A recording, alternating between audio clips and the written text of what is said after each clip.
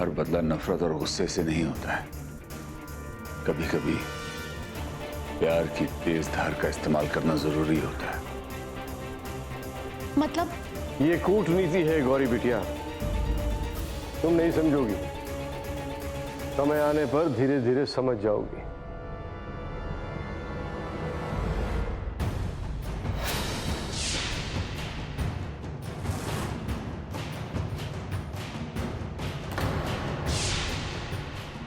काली pregnant?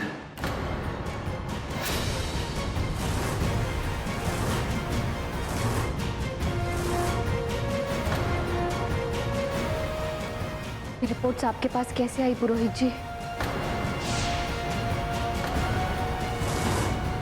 कहा ना तुमसे बेटा, कूटनीति।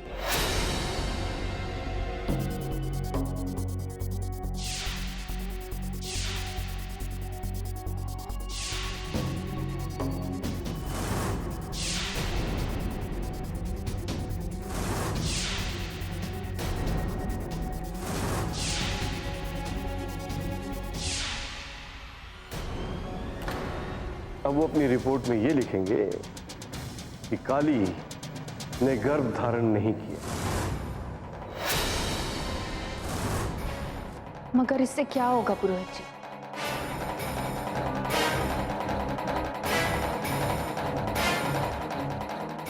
इससे ये होगा कि किसी को ये भी पता नहीं चलेगा कि काली गर्भवती है, खुद काली को भी नहीं। हम कुछ ऐसा करेंगे कि काली के होने वाले बच्चे को इसके बाप का नाम भी ना मिले।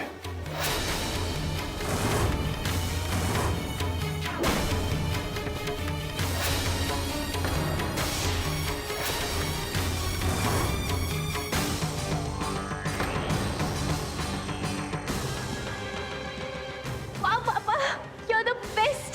I love you. हमारी जान हो तुम, हमेशा हमारी प्रिंसेस रहोगी, हमेशा। और हम तुम्हारे लिए कुछ भी करेंगे।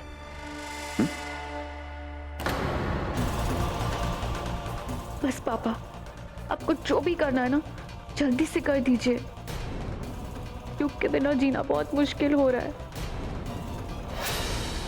बेटा 48 घंटे, हमें सिर्फ 48 घंटे चाहिए और हम युग के जीवन में से काली की अहमियत को खत्म कर देंगे।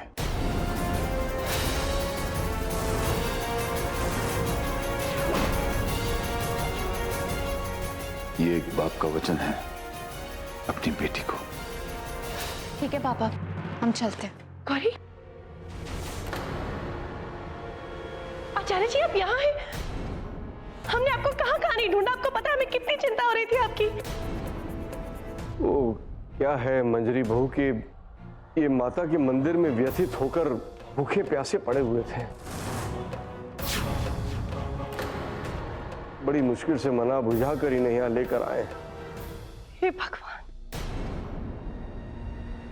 गौरी, सुना आप कब आए? पुरोहित जी ने बताया पापा के बारे में, तो हम उनसे मिलने आ गए। अच्छा किया सुना। आपको पता है ना आचार्य जी आपकी कितनी चिंता कर रहे थे। पापा सच में हमारी बहुत चिंता करते हैं मंजी माँ। पर आप ये फालतू का ड्रामा क्यों कर रही हैं? आपका बस चले तो आप एक ही मिनट में हमें और हमारे होने वाले बच्चे दोनों को काली के रास्ते से हटा दो। आप ये क्या कह रहे हो गौरी? आप जानते हो कली को आपके बच्चे के होने पे कितनी खुशी है। खुश? कुछ खुश नहीं है वो। जब देखो तब जलती रहती है, जलन के मारे मर रही है वो। गौरी बेटा, अपनी बहन के बारे में ऐसा नहीं बोलते। ये अच्छा है, एक तरफ आप हमें प्रिंसेस बुलाते हैं और दूसरी तरफ उस काली की परवाह करते हैं। हम जा रहे हैं। रुको, गौरी बेटा तुम अकेले नहीं जाओगे, नीलकंठ तुम्हें छोड़ के आएगा। गौरी सुनो। युग, तुम्हें डिस्टर्ब तो नहीं किया? No, I am so happy. नहीं, वो मैं बस बेबी को गुड नाइट बोलने आया था। या श्योर। प्लीज तुम लेटी रहो। वैसे भी दवाई लेने के लिए हमें उठना ही पड़ेगा, तो रिलैक्स।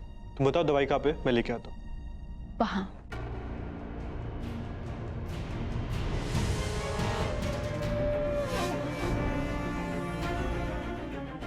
हाँ देखो, ये दवाई प्रिस्क्रिप्शन में नहीं है लेकिन लिखी हुई है। हाँ, मगर ये कैसे हो सकता है? काली तो हमेशा क्रॉस चेक करके दवाइयाँ लाती है ना। रुको, मैं इंटरनेट पे चेक करता हूँ। काली, आज तो तुम्हारा गेम ओवर। ये दवाइयाँ तो अबॉर्शन के लिए यूज होती है।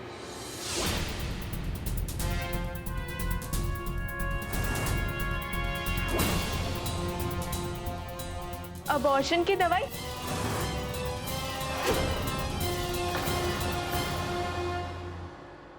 वही जो मेरे सामने है कली। ये बच्चा गिराने की दवाई तुम लेकर आई हो? युग, हम हे राम, ये क्या सुन रहे हैं हम? बच्चा गिराने का दवाई लाई हो तुम? हमको शक था एक औरत अपने सौतन की कोख में अपने पति का बच्चा कैसे बर्दाश्त कर सकती है? दादी जी हमारा यकीन करिए, हम तो वही दवाई लेकर आए जो प्रेस्क्रिप्शन में लिखी। बहुत ही स्टूपिड एक्सक्यूज है कली। तुम इतनी केयरलेस कैसे हो सकती हो? तुम्हें पता है अगर गौरी ये दवाई खा लेती तो क्या होता? अपना बच्चा खो देता मैं।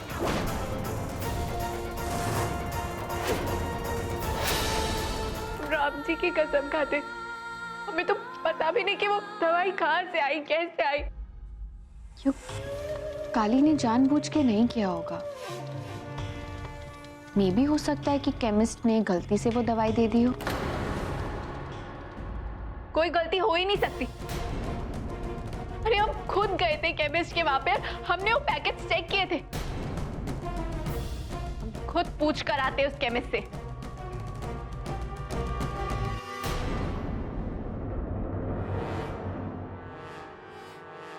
और युग, वो बच्चा सिर्फ आपका नहीं है, हम दोनों का बच्चा है।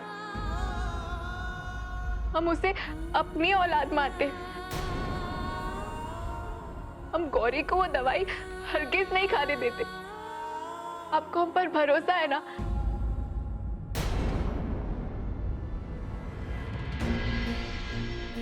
क्यों? अब आपसे कुछ पूछ रहे? ओके, मैं बस थोड़ा टेंस्ड हो गया था। क्योंकि ये इट्स लड़की ओके दादी, तुम पकड़ो ये दवाई और केमिस्ट पे दिखा के आओ। चलो दादी।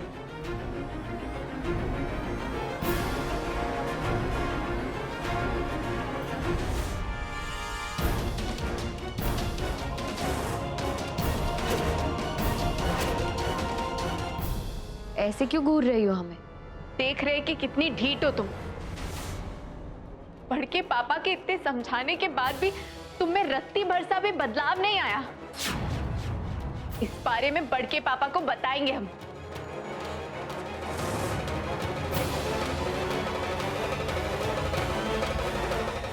लगता है यहाँ किसी को कुछ भी समझाने से फायदा नहीं होने वाला। हमारी कली के लायक ही नहीं है आप लोग, और खासकर तुम अगर हमारी कली के पति नहीं होते तो हम तुम्हें दिखाते कि हमारी बिटिया को अपमानित करने का परिणाम क्या होता है।